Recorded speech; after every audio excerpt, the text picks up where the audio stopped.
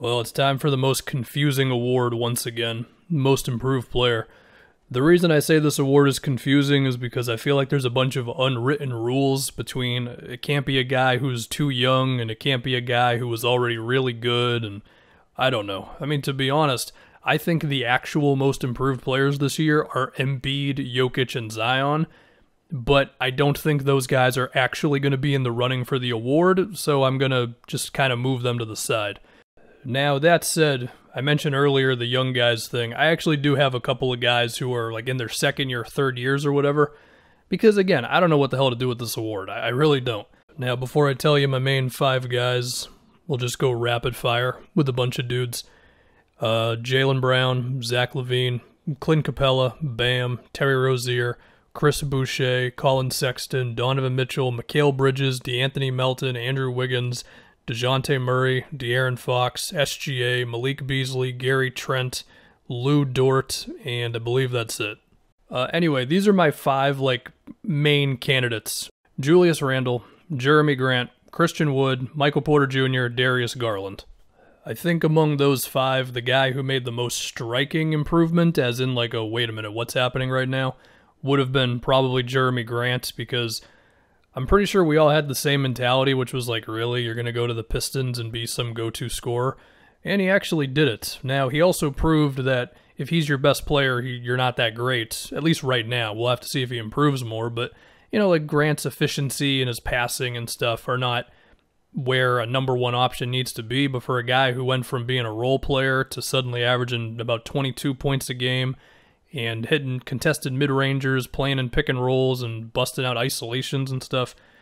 To me, it was, again, this is like the Devonte Graham of last year, where it's a guy who, okay, that's what he is, and just recreating himself, and now you think about his career trajectory, and it's totally different.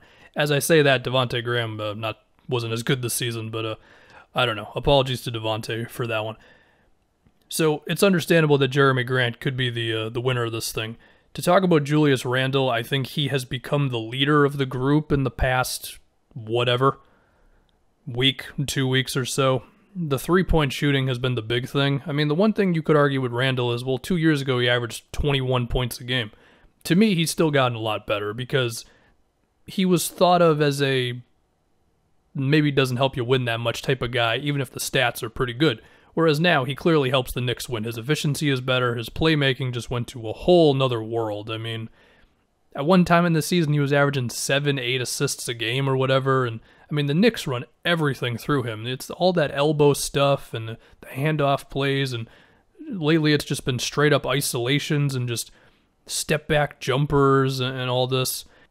And with the heavy amount of minutes he's playing, he's still holding up defensively as well. So it's understandable that Randle has probably become the leader in the most improved player conversation.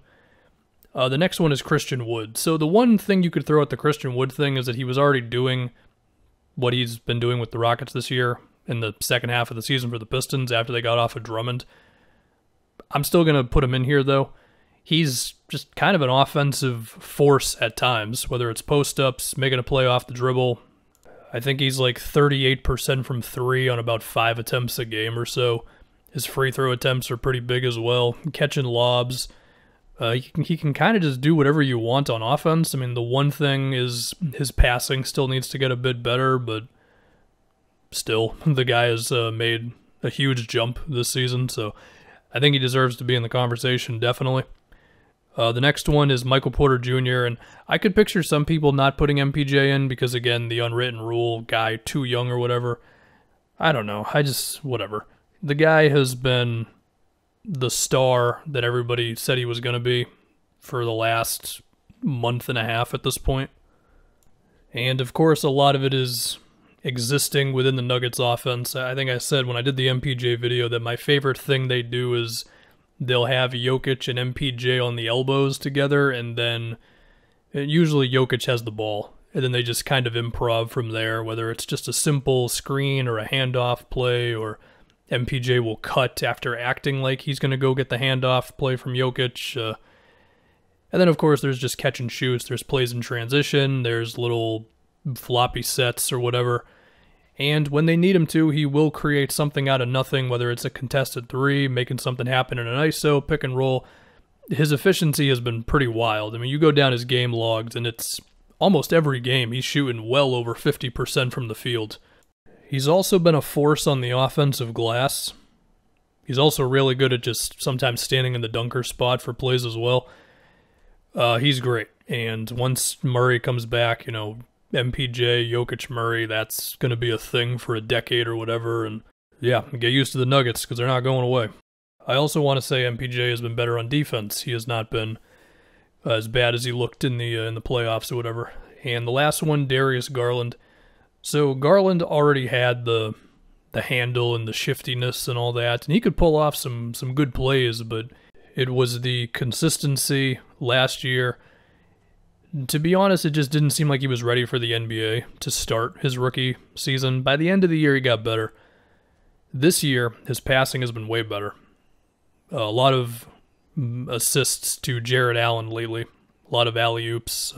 He pulls off a couple of these plays where he threads the needle really well for these bullet passes that get to the guy, dive into the rim. He has also been better with his shot selection. In his rookie year, he pulled up from mid-range a lot. This year, of course, he still does it somewhat, but now it's a lot more stuff at the rim, a lot more floaters, and he's good at those things. I mean, he could probably still get a little better with his finishing, but I think the biggest thing there is that he's just more controlled. He's more like composed when he's in the teeth of the defense, and he's not sort of panicking. Like now he'll recognize the open shooter in the corner. Now he'll understand, like, well, if I slow down for a split second and then speed up, I can like trick the defense for half a second to where I can get a little closer to the rim. And he's going in the right direction. He's doing all the things you need to do to be really good when you're 6'1" and like 190 pounds or whatever he is. And he's also been pulling up from three more often. I mean, some of it's catch and shoots, and he hasn't just gone nuts with shooting a million pull-up threes if you don't step up on the screen or if you don't switch on him. But I feel like he's starting to get there, where maybe next season or so he could, if I'm going to mention Devontae Graham again for some reason, he could start pulling off some like Devontae Graham last season where it's like, oh, he's just going to chuck like 9 threes a game. So yeah, I think I made the case for each guy.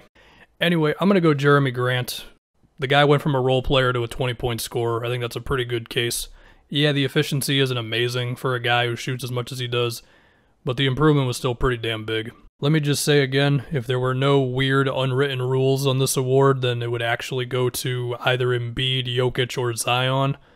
But again, they're not going to be considered. Shout out to Larry Nance, who I still want my Celtics to acquire, but he's probably going to be catching lobs from Darius Garland. So, yeah. And the last thing that I will say before I go is